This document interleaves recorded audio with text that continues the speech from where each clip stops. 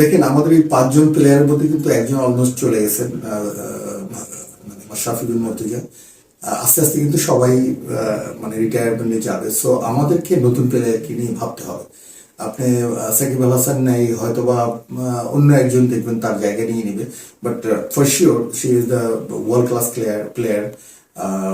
এই মুহূর্তে উচিত ছিল বাংলাদেশে তার খেলা, এবং বাংলাদেশের হয়েও লাস্ট প্রতিনিধিত্বগুলো ঠিকভাবে করা।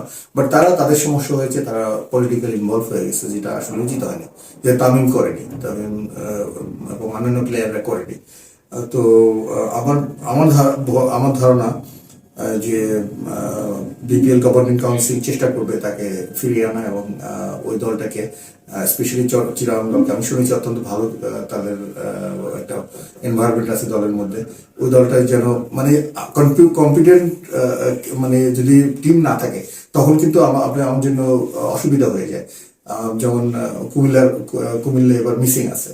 কুমিল্লা মিসিং থাকাতে রংপুর, চিটাগং অথবা ঢাকা অথবা খুলনা, কেউ যদি ভালো টিম থাকে তখন আমাদের জন্য একটু ভালো হয়, ক্রিকেটটা একটু জমে, আদারওয়াইজ জমে না।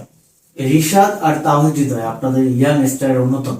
এই দুজনের মধ্যে বাজি কার পক্ষে আপনার, কে এবার বেটার করতে পারে? দেখেন দুজনে কিন্তু দুজনের ফর্ম ডিফারেন্ট।